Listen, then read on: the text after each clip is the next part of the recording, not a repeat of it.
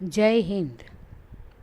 બાળ દોસ્તો, આજે આપણે પ્રકરણ 12 નવા વર્ષના સંકલ્પો ભણીશું.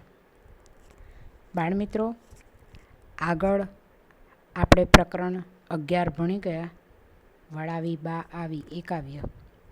તેમાં આપણે સ્વાધ્યાયના પ્રશ્નો, અભ્યાસના પ્રશ્નો, શબ્દ સમજૂતી, ભાષા સજ્જતા આ બધું તમે તમારી નોટબુકમાં લખી દીધું હશે.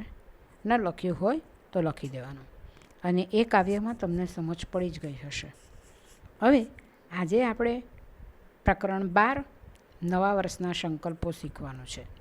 તો બાળ મિત્રો, બીજી એક વાત તમને કરી દઉં કે તમારે આ વિડીયો જુઓ ત્યારે તમારે લાઈક અને સબસ્ક્રાઈબ પણ કરતા રહેવું, કે જેથી કરીને મને પણ ખ્યાલ આવે કે મારા વિડીયોમાં કેટલાને ખ્યાલ આવે છે ને કેવી રીતે મને પણ સમજાવતા ખ્યાલ આવે. તો આ જરાક ખાલી તમને જાણ પૂરતું. તો બાળ મિત્રો, ચાલો શરૂ કરીએ. પાઠ 12 નવા વર્ષના સંકલ્પો, જેના લેખક છે બકુલભાઈ ત્રિપાઠી. આ એક હાસ્ય નિબંધ છે, અને હાસ્ય નિબંધ એટલે કે આ પાઠનો એક સાહિત્ય પ્રકાર એ હાસ્ય નિબંધ. બકુલભાઈ ત્રિપાઠી, જેમનું આખું નામ છે બકુલભાઈ પદ્મ મણિશંકર ત્રિપાઠી, તેઓ નડિયાદના વતની હતા અને અમદાવાદમાં વાણિજ્ય સંચાલનના અધ્યાપક હતા.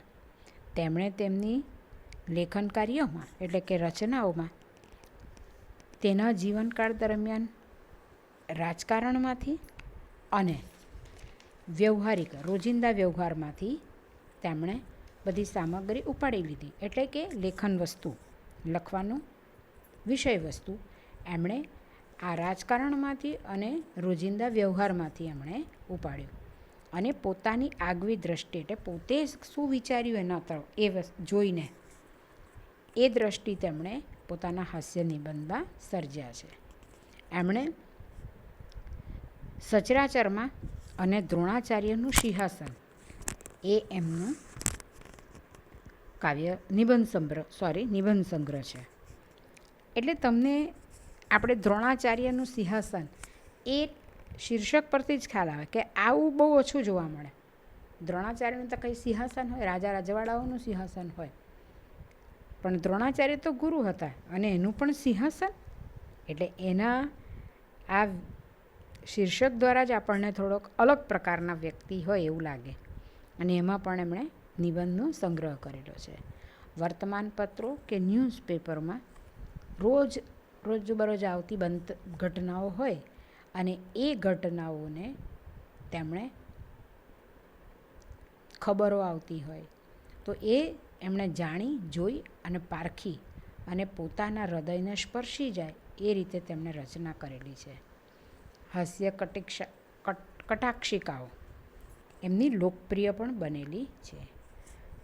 હવે આ પાઠની અંદર લેખક કહે છે કે માણસો આરંભે શુરા હોય છે.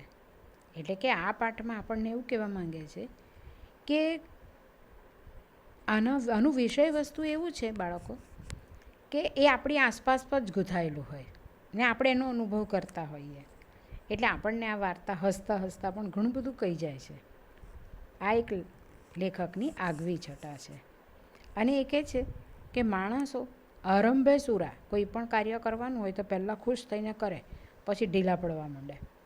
અને નવા વર્ષના દિવસો લોકોને જાત જાતના સંકલ્પો કરવાનો ઉત્સાહ જાગે છે, જેવા કે રોજ વહેલા ઉઠવું, સિગરેટ છોડી દેવી, ચા છોડી દેવી, ગાળો ન બોલવી, ક્રોધ ઉપર કાબૂ રાખવો.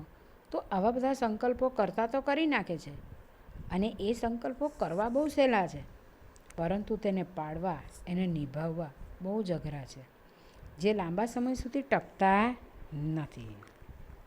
એટલે જ તો કહ્યું કે આરંભે સુરા, થોડો વખત ચાલે અને પછી લાંબો સમયની જેમ જેમ વીતતો જાય તેમ તેમ એ સંકલ્પો ઢીલા પડતા જાય છે.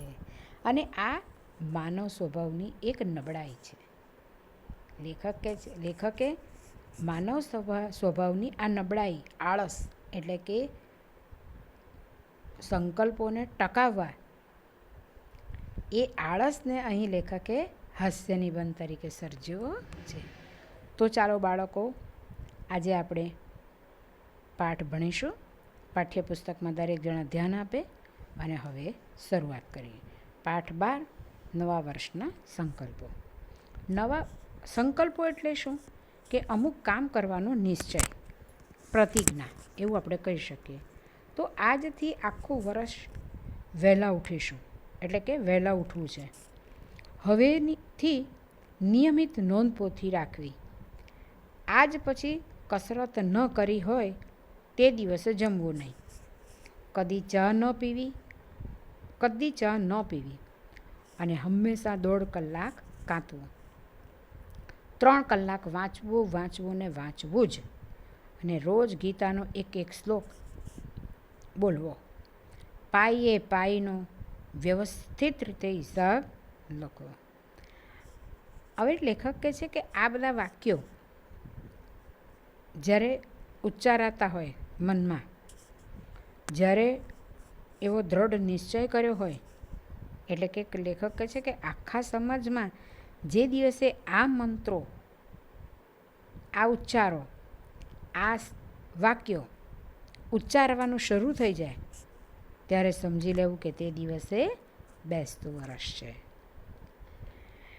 આપણે બેસતા વર્ષના દિવસે એવું કહીએ, હવે આ ગયું વર્ષ તો ગયું, પણ હવે આવતા વર્ષે તો હું આમ જ કરીશ, હું રોજ સવારે વહેલો ઉઠીશ, હું રોજ વાંચીશ. આવા બધા સંકલ્પ આપણે કરી નાખીએ છીએ. લેખક કહે છે કે જેમ શરદ પૂનમની ચાંદનીનું વાતાવરણ કવિઓને ગાંડા બનાવી મૂકે છે ને, એટલે શરદ પૂનમ આવે એનું ચાંદની જુએ કવિઓ અને કવિતાઓ લખવા માંડે ને મંત્રમુગ્ધ બની જાય છે, તેમ બેસતા વર્ષના દિવસની હવા પણ સામાન્ય જનોના મનમાં કંઈક નવો ચમકારો લાવી દે છે. એટલે લેખક કહે છે કે બેસતા વર્ષની દિવસ એટલો તે દિવસની હવા કંઈક જુદી જ જોવા મળે અને સામાન્યમાં સામાન્ય માણસ પણ એના મનમાં કંઈક નવો ચમકારો, ઉત્સાહ જોવા મળે છે. આપણને એકદમ બુદ્ધ બની જવાનું, મહાવીર બની જવાનું, વિવેકાનંદ કે નેપોલિયન થવાની હોશ થઈ આવે છે. એટલે બુદ્ધ એટલે કે સિદ્ધાર્થ, મહાવીર એટલે વર્ધમાન, વિવેકાનંદ એટલે સુરેન્દ્ર એનું મૂળ નામ હતું, બરાબર ને, નરેન્દ્ર, અને નેપોલિયન એટલે ફ્રાન્સના સેનાપતિ હતા, એ તમને ખબર છે ને. એટલે એ બધા બની જવાનું દરેકના મનમાં આવે છે કે બસ એના બધા આપણે જીવન ચરિત્રો વાંચી કાઢીએ ને એના જેવા જ થઈ જવાનું ને બહુ જ સરસ કામ કરીશું.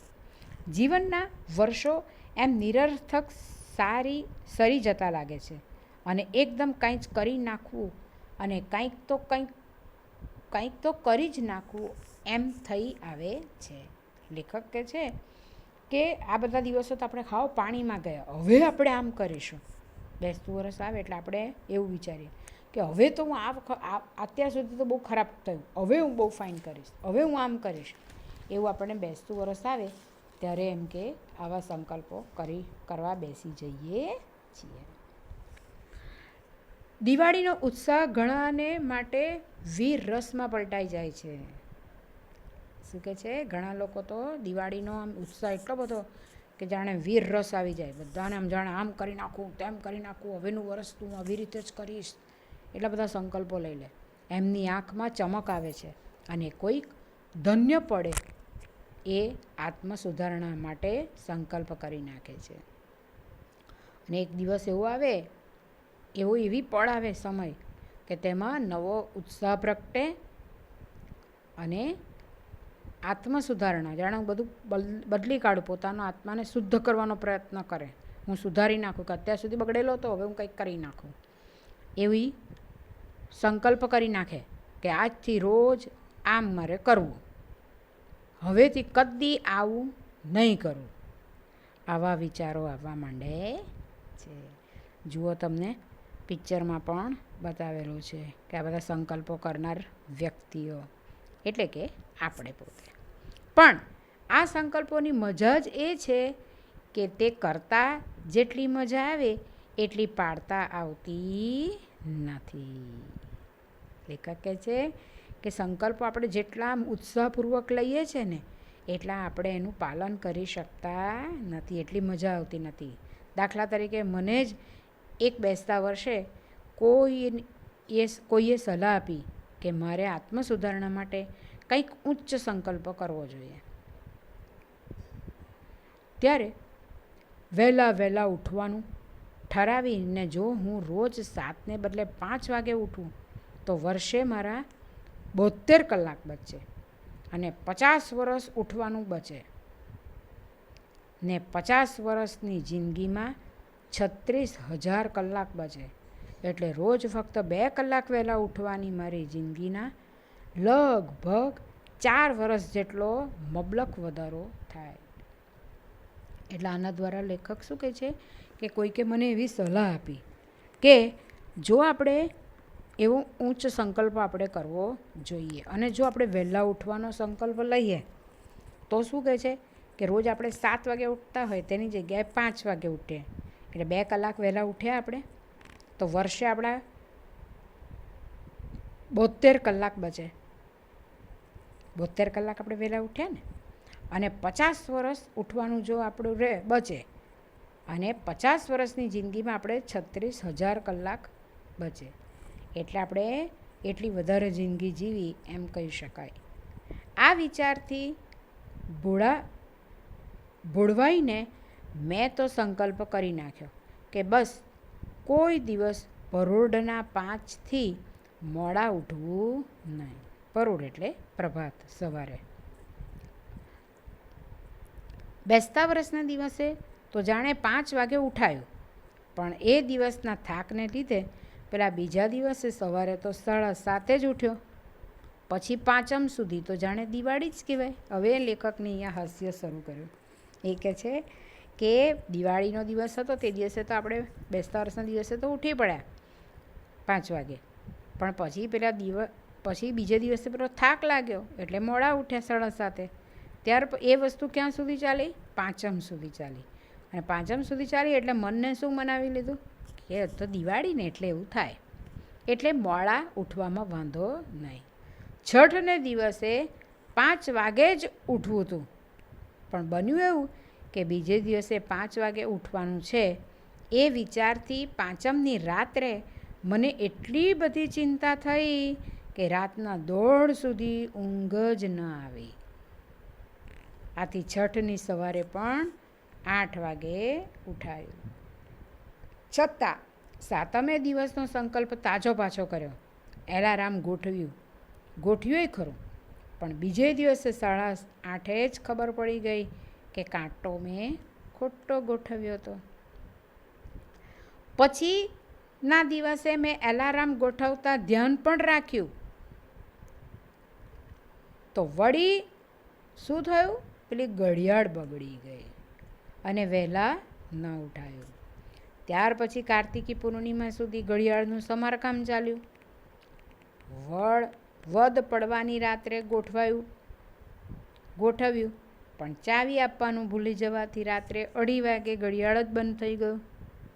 આમ અનેક મુશ્કેલીઓ વટાવતા વદ સાતમના દિવસે 5 વાગે બરાબર એલાર્મ વાગ્યું.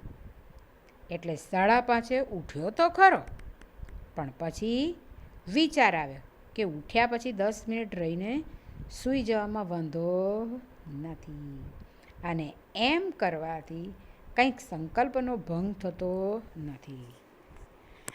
5 વાગે ઉઠીને પાછા સૂઈ જઈએ તોય 5 વાગે ઉઠ્યા તો કહેવાય જ ને. અને થોડા દિવસ આ પ્રમાણે કર્યા પછી એકવાર સવારે 5 વાગે સૂતા જ વિચાર આવ્યો કે જીવ, આ બધી ઉપાધિ શાની? આ વર્ષ વધુ જીવવાને માટે જ ને. જીવવાનો એવો મોહ શું?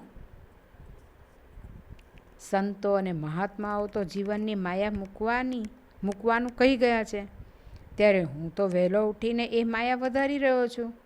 આવો મોહ શું કામ રાખવો? એટલે બાળમિત્રો, આ પ્રસંગ દ્વારા લેખક કહે છે કે એક સંકલ્પ ખાલી વહેલા ઉઠવાનો કર્યો, તેમાં તો મન પણ ઢીલું પડે અને અડચણ બધી મુશ્કેલીઓ આવે એવું મનથી નક્કી કર્યું કે આવું થયું એટલે આમ થયું, આવું થયું એટલે આમ થયું, એટલે મારાથી મોડું ઉઠાયું. પણ છેવટે મનને પાછું જાતે જ મનાવી લીધું કે આ બધી ઉપાધિ ખોટી જ કરું છું. આપણે સંતોને મહાત્માઓ તો એમ કહે છે કે માયા મૂકી દેવી જોઈએ, તો વહેલા ઉઠીને વળી પાછી માયા શું કામ વધારવાની? એમ કરીને પેલા મનને શું કર્યું? ઢીલું પાડી દીધું. એટલે જ્યારે જેટલા જોમથી સંકલ્પો જે કર્યો હતો તે ધીરે ધીરે ઓસરવા માંડ્યો અને પડતો મૂક્યો. આમ સંકલ્પો લેવા સહેલા છે, પણ એને પાડીએ ત્યારે આપણને બહુ અઘરા પડે છે. એ મન નબળું છે. એટલે જ આપણને કહે છે ને કે મનની નબળાઈ, આ નબળાઈની વાત અહીંયા લેખકે કરી છે કે તમારું મન જો નબળું પડે તો કોઈ પણ સંકલ્પ આપણે પૂરો કરી શકતા નથી. હવે એવી બીજી વાત છે કે મારી આત્મ સુધારણા તો આમ ફિલોસોફીના પંથે ચડી ગઈ. એટલે આત્મ સુધારણા કરવા માટે હું તો ફિલોસોફી એટલે તત્વજ્ઞાની બનવા માંડ્યો, માયા અને મોહ ને આ બધી વાતો કરવા માંડ્યો. કેમ? કારણ કે પેલો સંકલ્પ લીધેલો તે હું પાડી શક્યો નહીં. એટલે આપણે પછી બીજો રસ્તો પકડી દઈએ. તમને કોઈ એમ કે તારો પહેલો નંબર, હા હું હવે તો એટલું બધું વાંચીશ ને પહેલો જ નંબર લાવીશ. પછી આપણે વાંચવા બેસીએ એટલે કંટાળો આવે એટલે ધીમે ધીમે આપણો ઓછાય. પછી કેમ તું તો કહેતો હતો? ના હું તો વાંચતો જ તો, વાંચવા જતો હતો, પણ મને છે ને આવું થતું હતું. મારે છે ને મહેમાન આવ્યા એટલે, પછી છે ને મારા પપ્પાએ મને કામ સોંપ્યું ને એટલે. આવા આપણે બહાના કાઢતા થઈ જઈએ અને આપણે વાંચવાનું ટાળીએ છીએ. અને એ બહાના ખરેખર બહાના હોતા નથી, પણ આપણા મનની નબળાઈ છે. આપણે જો મન નબળું તો શરીર નબળું, અને એટલે મન જો મજબૂત હોય તો બધું જ કામ થતું હોય છે. એટલે આત્મ સુધારણાની એક ફિલોસોફી પંથે ચડી ગઈ. એટલે પેલો વહેલા ઉઠવાનો સંકલ્પ પણ શબ્દ રચના હરીફાઈના અડધા ભરાયેલા વ્યૂ જેવો થઈ ગયો, એમને એમ પડી રહ્યો. એટલે શું લેખક શું કહે છે કે હું તત્વજ્ઞાની બની ગયો. મેં તો મોહ માયાને છોડી દેવાની વાત કરી, એ પંથે હું તો ચાલી ગયો, ફિલોસોફીના પંથે ચાલી ગયો. એટલે પેલો જે સંકલ્પ લીધેલો તે તો શબ્દ રચના જ રહી, અને એની હરીફાઈ હતી. એ હરીફાઈ મેં ગોઠવેલી કે વહેલા ઉઠવાની, પણ તે અડધા ભરેલા વ્યૂ એટલે વિશિષ્ટ રચના જઈ, અડધું જ ભરાયું, કંઈ થયું જ નહીં. અને એમનો એમ એ સંકલ્પ પડી રહ્યો. હવે પાના નંબર 8. તો લેખક કહે છે કે બેસતા વર્ષના દિવસે ઉત્સાહમાં આવી જઈને કરેલા મોટા ભાગના સંકલ્પોની આવી જ ગતિ થાય છે. આ જ ગતિ થાય છે. ગતિ એટલે દશા. આવી દશા થાય છે. એ એક જણે હવે બીજાની વાત કરે છે કે દિવાળીની રાતથી જ ચા છોડી દેવી, એવો એણે સંકલ્પ લીધો, એટલે છોડી દીધેલી. એમનો સંકલ્પ જીવેલો પણ ખરો. હવે કોઈક સંકલ્પ તાત્કાલિક તૂટી જાય, પણ આ બીજી વ્યક્તિની વાત કરે છે તો કે એ સંકલ્પ જીવેલો પણ ખરો. જીવેલો ખરો એટલે શું? એનો અર્થ શું થાય કે સંકલ્પ પાડવામાં ઘણા દિવસો વીતી પણ ગયા, એણે પાડવાનું ચાલુ પણ રાખ્યું. કેટલા? 1 અઠવાડિયું, 2 અઠવાડિયા, 3 અઠવાડિયા. એમણે ચા ન પીધી તે ન જ પીધી. માતાનો પ્રેમ, પિતાની આજ્ઞા, ભગિનીના આંસુ, પત્નીની ધમકી, મિત્રોની મશ્કરી, ચાની જાહેર ખબરો કોઈ એમને ચડાવી ન શક્યું. એટલે લેખક કહે છે કે એણે આ સંકલ્પ કર્યો કે મારે ચા છોડી દેવી છે, તો એણે છોડી અને 2-3 અઠવાડિયા સુધી તો ન જ પીધી. અને તે સમય દરમિયાન જે કંઈ તકલીફો પડી તો માતાએ બહુ સમજાવે તો માતાનો પ્રેમ પણ ના માન્યો. પિતાની આજ્ઞા પણ, કે પિતાએ બી ખીજવાઈને કહ્યું હોય કે પી લેજે, ચાલ પી લેવે એવું, તો પણ એણે ન માની. ભગિનીના આંસુ, ભગિની એટલે બહેન, બહેને રડી, પત્નીની ધમકી કે મિત્રોએ મસ્કરી કરી, ચાની જાહેર ખબરો જોઈને પણ લલચાય, પણ તો પણ એ કંઈ ડગ્યો નહીં અને એણે પાડ્યો સંકલ્પ.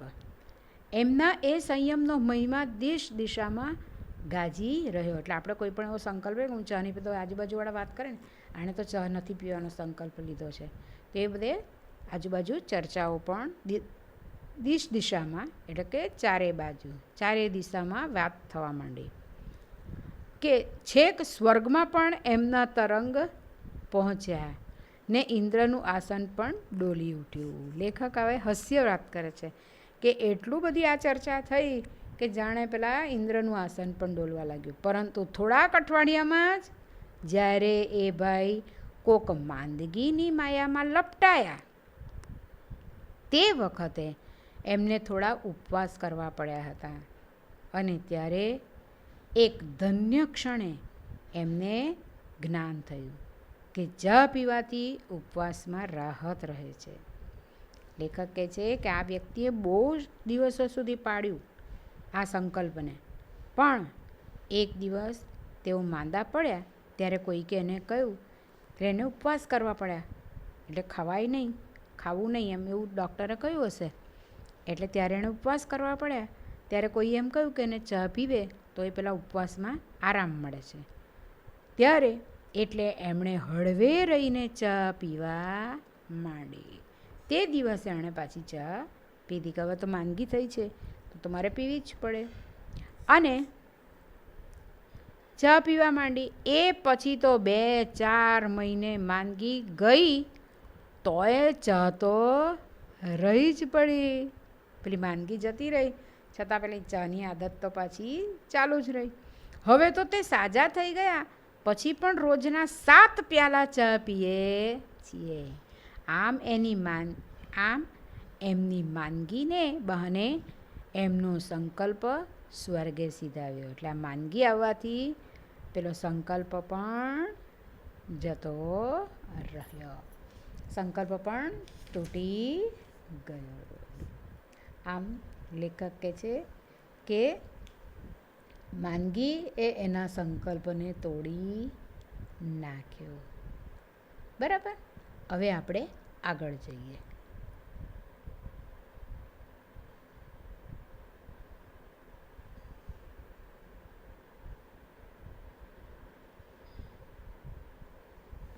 ચાલો.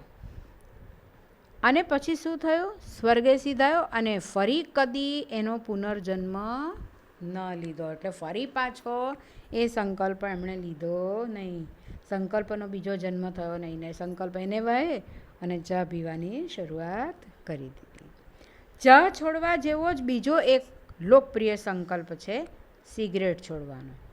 હવે ત્રીજી વાત કરે છે કે ઘણું ખરું અરસિક પત્નીઓના અને દુષ્ટ ડૉક્ટરોના આગ્રહથી જ આ સંકલ્પ કરવો પડે છે. એટલે પેલી પત્નીઓ કકડાટ કરતી હોય કે તમે સિગરેટ પીયા જ કરો છો, નથી સારું, તો એનો કકડાટ હોય. અને પેલા દુષ્ટ ડૉક્ટરો બી કહે ને કે ભાઈ સિગરેટ છોડો. તો આ કકડાટને લીધે કે છે કે સંકલ્પ કોઈ વાર કરવો પડે છે. પણ અમરપટો તો ભાઈ કોણ લખાવીને લાવ્યું છે? એટલે કોઈ મરવાનું નથી એવું તો કોઈ લખાઈને આવ્યું છે? ના. સિગરેટના ધુમાડાથી જેમ આવા સંકલ્પને પણ વેરાઈ જતા વાર નથી લાગતી. કેટલાને વળી દરેક કામમાં નિયમિત થઈ જવાની ધૂન વળગે છે. એટલે બાળકો એમ કે છે કે સિગરેટ પીવાથી મરી જવાય એવું નહીં, કંઈક અમરપટો એમને બી મરી જવાય. એટલે પછી પાછો સંકલ્પ છોડે કે ચાલ હવે એવું કશું નહીં કરીને પેલો સિગરેટ પીવા માંડીએ છીએ. પછી બીજી વાત કરે છે કે કોઈકને શું કે નિયમિત થઈ જવાની, કામમાં હું નિયમિત થઈ જઈશ એવી ધૂન વળગે છે. પણ એ કેટલો દિવસ? જ્યાં સૂરજ પણ વરસમાં અમુક મહિના જ રોજ થોડી સેકન્ડો મોડો ઉગે છે અને પછી પાછો અમુક મહિના આઈસ્ક્રીમ પાર્ટીમાં આવી પહોંચતા મિત્રોની જેમ રોજ થોડી સેકન્ડ વહેલો ઉગે છે. અને ત્યાં 2 વાર લખાયેલું છે આ વાક્ય. નિયમિત થવાની મહેચ્છા રાખનાર પામર માનવીને તે વળી કોણ? હા, કેટલાક મહાન પુરુષો નિયમિત બની શક્યા છે ખરા, પણ એ લોકો નિયમિત છે એટલે જ તે લોકો મહાપુરુષ નથી થયા, પણ મહાપુરુષ છે એટલે નિયમિત થઈ શક્યા છે. એટલે બાળ મિત્રો અહીંયા લેખક એમ કે છે કે મહાપુરુષો નિયમિત બની શક્યા છે, એ લોકોએ સંકલ્પોને પાળ્યા છે. તેવા લોકો જે નિયમિત છે તે મહાપુરુષ બન્યા છે. અને તેવા કેવા? જે નિયમિત હોય છે તે. અને તે મનથી કેવા હોય છે? મક્કમ હોય છે. એ લોકોના મજબૂત મન હોય છે, દ્રઢ નિશ્ચયવાળા હોય છે. તે જ મહાન પુરુષો બની શકે છે. એક સંબંધીએ નવા વર્ષને દિવસે ક્રોધને જીતવાનો સંકલ્પ કર્યો હતો. હવે બાળ મિત્રો, આ બી બહુ સરસ વાત છે કે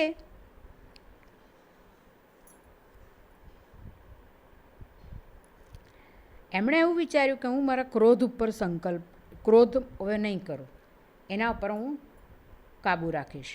આમ તો એ વાતમાં ચીડાઈ અને પાન ખરતા પીડાય એવા સ્વભાવના હતા. પાન ખરી જાય તો એને દુઃખ થાય અને વાતમાં ચીડાઈ જતા હતા. એટલો બધો એનામાં ક્રોધ હતો. પણ એના પર એમણે સંકલ્પ લીધો કે હવેથી હું ક્રોધ નહીં કરું. પણ બેસતા વર્ષને દિવસે બીજે દિવસે સવારે તો આ સંકલ્પના સંતોષમાં મલકાતા હતા. મુખ્ય એમણે પત્નીને બૂમ મારી, કહ્યું, અરે સાંભળે છે કે? ત્યારે શ્રીમતીએ જવાબ આપ્યો, શું છે? હવે અહીં આવતો ખરી? પણ છે શું? લ્યો કહો, શું કામ છે? જો, એમણે સ્મિતથી શોભતા મુખડે કહેવા માંડ્યું. એણે હસતા હસતા કહ્યું એના પતિએ, ગઈકાલથી મેં નક્કી કર્યું છે કે કદી કોઈના શબ્દોથી અકળાવું નહીં. હોય દુનિયા છે એવું કહીને હસી રાખવું. પત્નીએ પાછા ફરતા જતાં કહ્યું, ઠીક. એણે બહુ મન પર લીધું નહીં. એટલે પેલા ભાઈએ કહ્યું, તને મારો આ સંકલ્પ ન ગમ્યો? ગમ્યો, પણ પાળો ત્યારે ખરા. પેલી પત્ની કહે છે, ગમ્યો ખરો મને તમારો સંકલ્પ. એટલે પેલી તરત જ જતી રહી ને, એટલું સાંભળીને કે ઠીક એમ કરીને. ત્યારે પેલાએ કહ્યું કે તને આ મારો સંકલ્પ ગમ્યો નહીં? ત્યારે કહ્યું, ગમ્યો ખરો, પણ તેને પાળો ત્યારે તમે ખરા કહેવાઓ. ત્યારે એમનું સ્મિત વિલાયું અને કહ્યું, શું કહ્યું? પાળો ત્યારે ખરા એટલે શું? મારામાં એટલો નિયમ પાળવાની પણ તાકાત નથી? એટલે કે મારામાં એવી પેલું સ્મિત ગાયબ થઈ ગયું અને એકદમ અકળાયા કે કેમ હું કંઈ પાડી શકું એમ નથી. એટલે તું તારા મનમાં સમજે છે શું? હું તે કાંઈ અને ખલાસ, એન્જિન બગડ્યું. લેખક કહે છે આમ પેલીએ જરાક જ એવું કહ્યું કે પાળો ત્યારે ખરા, તેમ જ એન્જિન એનું બગડી ગયું. એટલે ગુસ્સે થવા લાગ્યા, મિજાજ છટક્યો. એ તો આખી સોસાયટી ગજાવવા જતા હતા. ત્યાં જ તેમના પેલા શ્રીમતીએ એમને યાદ કરાવ્યું કે એમનો સંકલ્પ એમણે ત્યાં ને ત્યાં જ તોડ્યો હતો. ત્યારે જ માંડ એ શાંત પડ્યા. એટલે ત્યારે જ મોટેથી ખીજવાઈ ગયા. પેલો એન્જિન બગડ્યું એટલે ગુસ્સે થયા. અને પછી પેલી પત્નીએ યાદ કરાવ્યું કે ભાઈ તમે જ હમણાં કીધું ને કે સંકલ્પ લેવાનો છો ને પાળો તો ખરા, એટલે જ મેં કહ્યું હતું કે તમારાથી પડાશે નહીં. એટલે માંડ તેઓ આ યાદ કરાવ્યું એટલે શાંત પડી ગયા. આમ નવા વર્ષના સંકલ્પો એટલે વહેલી પરોઢનું ઝાકળ. લેખક બહુ સરસ વાત કરે છે હવે કે નવા વર્ષે લીધેલા સંકલ્પો એ વહેલી પરોઢમાં જે ઝાકળ પડે છે ને સવારમાં, તેના જેવું હોય છે. ઝાકળ કેવું થોડોક વાર હોય ને પછી તરત વિખરાઈ જાય, તેમ 2 ઘડી સંતોષ આપી પાછું ઉડી જવાનું. વૈશાખની બપોરે જેમ વંટોળિયા જાગીને પાછા સૂઈ જાય છે ને, અથવા તો શિયાળાની સવારે જગતના કોક અગમ્ય ખૂણેથી એકાદ શરદીનું મોજું આવી જાય અને આપણા પર કબજો લઈ લે છે અને દિવસભર રડાવીને અંતે આવ્યું હતું આમ અનંતમાં ચાલ્યું જાય છે. કે પછી ઉસ્તાદના જલસા જેવું. જલસામાં કોઈ સંગીત બરાબર જમ્યું હોય ત્યારે જ એકાદ પેલું ઊંઘનું ઝોકું આવી જાય અને આપણને પવિત્ર કરી જાય, પાવન કરી જાય. તબલાની પછી એક જબરદસ્ત થાપ આપણને ચમકાવી દે છે અને પાછું પેલું ભાગી જાય છે. એમ આત્મસુધારણાના ઉત્સાહનું મોજું પણ દર બેસતા વર્ષે આવે છે અને આવીને પાછું ઉડી જાય છે. એટલે લેખક અહીંયા પરોઢના ઝાકળ સાથે સરખાવે છે. ત્યાર પછી એ આ સંકલ્પોને શું કહે છે કે એક જ મિનિટ બાળ મિત્રો. અને ત્યાર પછી શું કહે છે કે વંટોળિયા જેવું છે વૈશાખના. ત્યાર પછી શિયાળાના કોઈ શરદીના મોજા જેવું સાથે સરખાવે છે. ત્યાર પછી આગળ કોઈ જલસામાં કોઈ મસ્ત સંગીત રેલાતું હોય ને પેલી ઊંઘના ઝોકા સાથે સરખાવે છે. ત્યાર પછી પેલા તબલાની થાપ વાગે ને પાછું આપણે જાગી જઈએ, એટલે એ રીતે એ પ્રસંગ સાથે સરખામણી કરે છે. વર્ષને આરંભે હોય છે એટલા ગીતા ભક્તો બીજા 11 મહિનામાં નથી હોતા. એટલે વર્ષના આરંભે જેટલા આત્મસુધારણાનું જે મોજું જે ઉછળે છે તે પછીના મહિનાઓમાં જોવા મળતું નથી. બેસતા વર્ષને બીજે અઠવાડિયે હોય છે એટલા સંયમી જનો બાકીના વર્ષભરમાં ક્યારેય જણાતા નથી. તે આ કારણે જ લેખક કહે છે કે બેસતા વર્ષના 2 અઠવાડિયા સુધી વ્યવસ્થિત ચાલે, પછી સંયમી લોકો ધીરે ધીરે ઢીલા પડતા જાય છે. અને જે લોકો પાળે છે તે તો જે મજબૂત મક્કમ હોય છે, જે સામાન્ય જન છે, તે લોકોના સંકલ્પો સરી જાય છે, પડી જાય છે. એટલે જ મારા ભાંગેલા સંકલ્પોનો વિચાર કરતાં ક્યારેય મેં નિરાશાની પળોમાં મને થઈ આવે છે કે હવે તો કદી બેસતા વર્ષના સંકલ્પો કરવા જ નથી. પણ દુઃખ એ છે કે મારો આ સંકલ્પ પણ ટકતો નથી. ફરીથી બેસતું વરસ આવે છે અને હું સ્વપ્નમાં રચવા બેસી જાઉં છું. ઉત્સાહથી નવા સંકલ્પો કરી નાખું છું. ક્યારેક સહેજ સુધરતો હોય એવું લાગું છું. ક્યારેક નાગલોકમાં જઈને પૃથ્વી પરની પ્રિયતમાને ભૂલી જનાર રાજકુમારીની જેમ હું અન્ય પ્રવૃત્તિની ધમાલમાં પેલા સંકલ્પોને વિસરી જાઉં છું. અચાનક પાછો ઝબકીને જાગું છું. ફરીથી પેલા દ્રઢ નિશ્ચય બનું છું. પણ તોય પેલા પુનર્સંકલ્પને હું વિસરવા માટે જ કાનમાં પેલો રોમારોલા એટલે કે ફ્રાન્સમાં એક વિશ્વવિખ્યાત સર્જક હતા, ચિંતક હતા. તે મને કહ્યા જ કરે છે કે સ્વપ્નો તો જીવનના ધનુષ્યની પણછ જેવા છે. ભાઈ, એ પણછ ખેંચાઈ હશે તો ક્યારેય પણ કાર્યનું તીર નિશાન ભણી ઉડશે. અને મારા બધાય સંકલ્પોના રોપા ફૂલી ફાલીને મહેકી ઉઠ્યા હશે. એવા દિવસની કલ્પનામાં હું નહીં પડેલા સંકલ્પોની વ્યગ્રતા વિસરી જાઉં છું. એટલે કે બાળ મિત્રો, સ્વપ્નો તો જીવનના ધનુષની પણછ જ જેવા છે.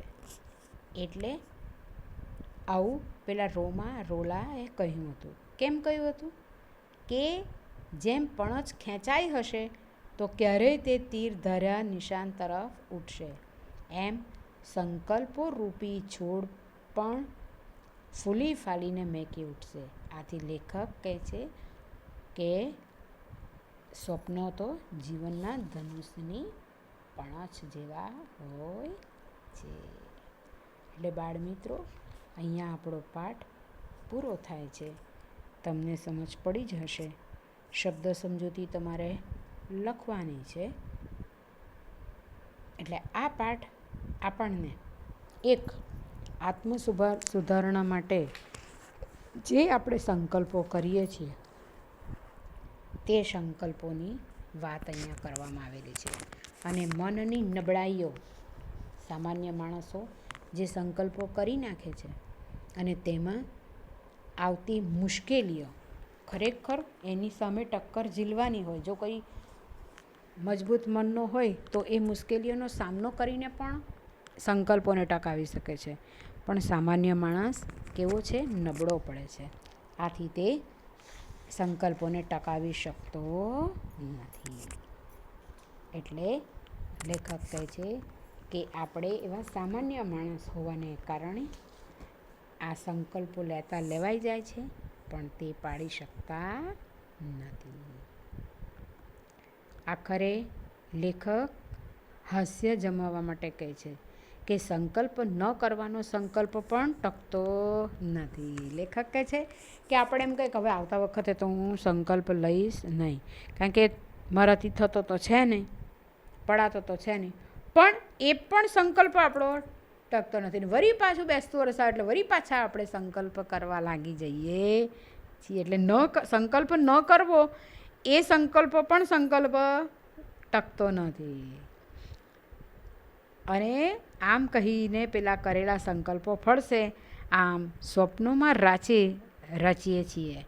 અને લેખક આખા પ્રશ્નને હળવા અને વળાંક આપ્યો છે. એટલે બાળમિત્રો, આ પાઠ આપણો અહીંયા હવે પૂરો થાય છે. બીજું કે સંકલ્પો પ્રમાણે વર્તતા મક્કમતાનો લોકોમાં જે અભાવ છે તેની વાત હાસ્ય દ્વારા માનવ સહજની નબળાઈને હળવા કટાક્ષ દ્વારા અહીંયા રજૂ કરવામાં આવેલી છે. તો ચાલો બાળમિત્રો, તમને સમજ પડી જ ગઈ હશે. તમારે રૂઢિપ્રયોગ અને શબ્દ સમજૂતી લખવાની. Good bye.